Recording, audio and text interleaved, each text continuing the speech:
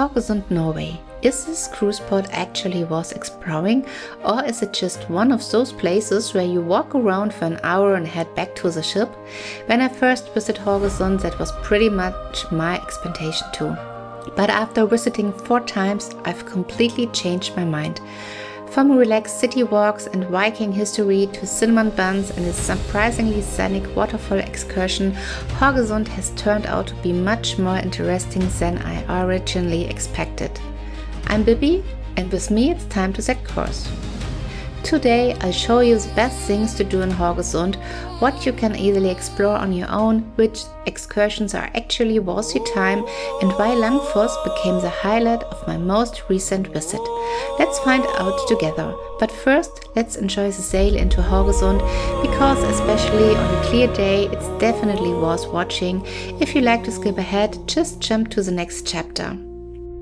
I saw your harbor lights in the first gold light,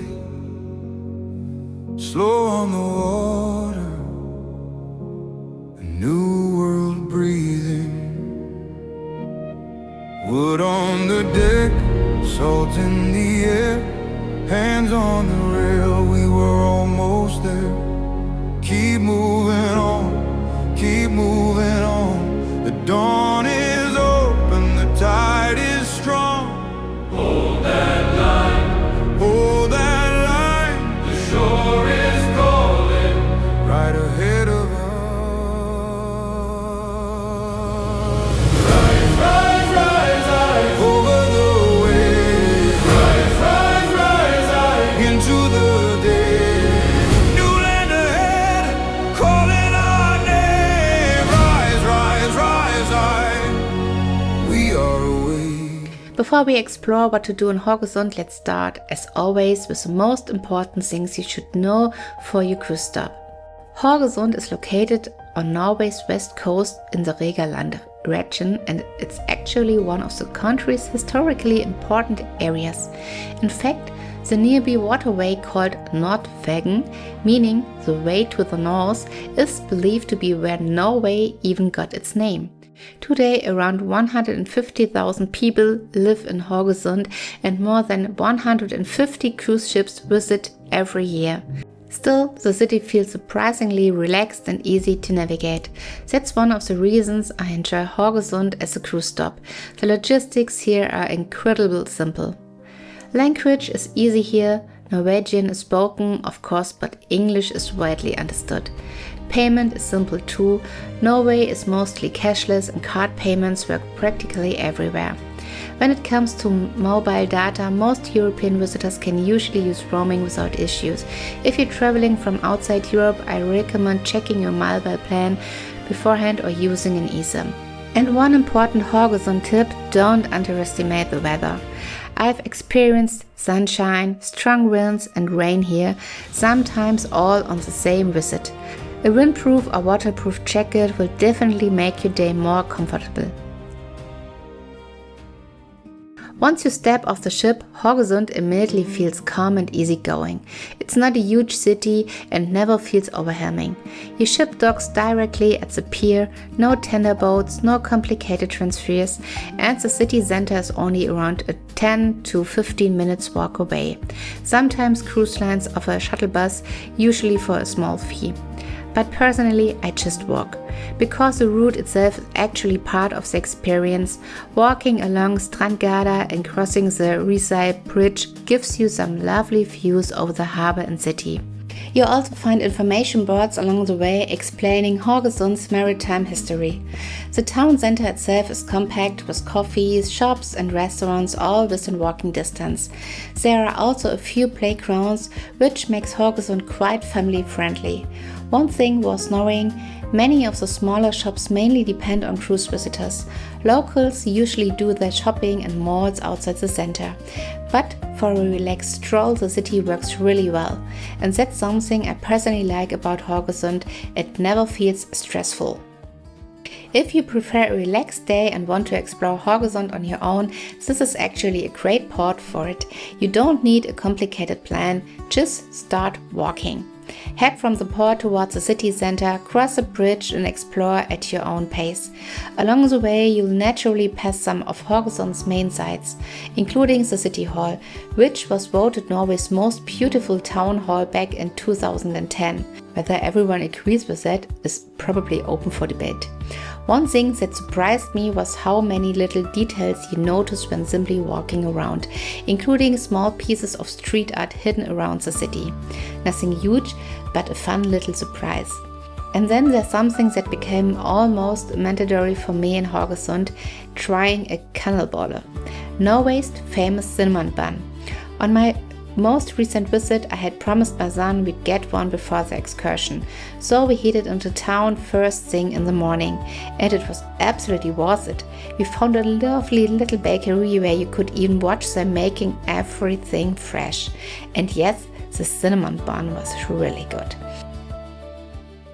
If you ask me, Haugesund becomes much more interesting once you leave the city itself, because this is where you get the Norway many cruise travelers are hoping for. Fjords, dramatic scenery, waterfalls and quiet little places you probably never discover on your own. And for me personally, this is where Haugesund really stands out, especially if it's not your first visit. On my recent visit, I booked an excursion to Langfoss Waterfall, one of Norway's best known waterfalls. You can find the link to the tour in the description. And I have to say, the organization was impressive. Our guide for the day was Hans, and within a few minutes it was clear this wasn't going to be one of those standard bus rides. Relaxed, entertaining and full of interesting stories about Norway and the local area. One thing I actually liked, everyone had assigned seats, which sounds like a small detail, but somehow made the whole experience feel much calmer and more organized, especially when you're traveling with German guests. And yes, I'm allowed to say that I'm German myself. No rushing, no seat saving and no quit competition over who gets the best view. Our first major stop was Haraldshaugen, Norway's national monument dedicated to King Harald Fairhair, the king who united Norway. Even if Viking history isn't normally your thing, the location itself is worth seeing. The monument sits right by the coast with wide open sea views and lots of space to walk around. One story I found particularly interesting: when the burial site was opened in 1972, it turned out that the famous king probably wasn't actually buried there after all. History can be surprisingly messy sometimes. Another stop along the route was Stortlik Church, one of Norway's oldest preserved stone churches. This is exactly the kind of place I enjoy discovering on excursions. Not necessarily spectacular, but peaceful, authentic, and somewhere I probably would never have found it by myself. Later, we stopped at Akrafjordtunet, surrounded by beautiful scenery and perfect for a coffee or short lunch break. And that's something I really liked about this excursion overall. It never felt rushed. It was a nice mix of scenery, local history, and smaller stops along the way. And then came the really highlight of the day, the Langfoss waterfall. What stood out to me most was just how accessible it is. No long hike, no complicated trail. You're basically standing right next to this huge waterfall, dropping hundreds of meters into the fjord. And the closer you get, the more impressive it feels. We had enough time to explore different viewpoints and simply enjoy the scenery without feeling rushed. That alone made a big difference for me. There's even a small kiosk next to the waterfall selling reindeer hot dogs.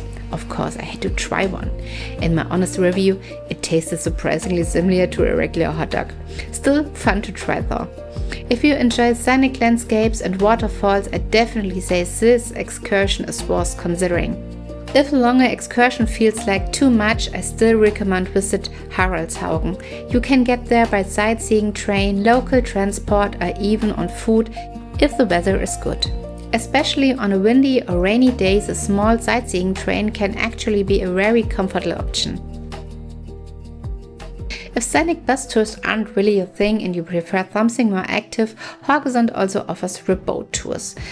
These fast inflatable boats bring you much closer to the coastline and let you experience Norway from a completely different perspective. I haven't done the Haugesund version myself yet, but I've already done 2 rip tours in Norway, one in Ålesund and one in Kristiansand, and both were a lot of fun.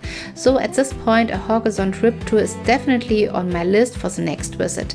And considering this was already my 4th time here, I have a feeling there will probably a 5th. If you like to see what a Norwegian rip tour actually looks like, I've linked my Ålesund and Kristiansand videos above. For anyone who enjoys speed, scenery and a bit more adventure, this could be a great option. Haugesund also works surprisingly well for families, mostly because everything feels simple and stress-free. Short walking distances, playgrounds and a city center that's easy to explore without much planning. During one of our visits we randomly found a large climbing playground inside a shopping area, and it instantly became the highlight of the day for my son. The sightseeing train is also a nice option for families, especially if the weather turns bad. You stay warm, avoid long walks and still see some of the city's highlights. Planning a day in Haugesund is actually pretty simple. If it's your first visit, the city center plus maybe Haraldshaugen is usually more than enough. But if you've been here before or want to experience more of Norway's scenery, I definitely look at an excursion outside the city. Langfoss worked really well for me. Overall, Haugesund is a very relaxed and easy cruise stop. You don't need a perfect plan to have a good day. Norway isn't exactly cheap and Haugesund is no exception. If you're simply exploring the city on foot, your day can be surprisingly inexpensive. A cinnamon bun or a quick snack will usually cost somewhere around 5 to 15 euros. Coffees and restaurants are priced pretty much like you expect in Norway. If you decide to book an excursion, for example, the Langfoss, prices are usually somewhere between 80 and 120 euros, depending on the provider. The sightseeing train is normally around 15 to 20 euros and can be a practical option, especially in bad weather. For me, Haugesund is one of those cruise ports that quietly grows on you. After my first visit, I thought, nice little town, but nothing particularly special. Now, after 4 visits, I see it very differently, because Haugesund is simply easy. You can walk into town without much planning, enjoy a relaxed day, grab a great cinnamon bun and explore it on your own pace. At the same time, there's much more around the city than you might expect, especially if you enjoy scenery and nature. For me personally, Langfoss was definitely the highlight of my recent visit. Haugesund ended up surprising me more than once, and that's probably the biggest compliment I can give this port. If you like to plan your cruise stop in more detail, you will also find everything summarized on my website. I've linked the most useful resources below. And for now, it's time to cast off. See you in the next one. Gold on the rail, your hand in mine, salt on the sail, the harbor breeze, a slow good night. We leave the shore before the night. The tide leans in, the oars go still. I hear the hush before the fill. Your voice says low, we're almost free. The dark makes room for what will be. Seco, seco, into the open blue. Seco, seco, I'll follow you. The day fades out, the waves rise tall. Seco, seco, we'll answer it all. Lanterns dim along the dark, a final knock, a final look.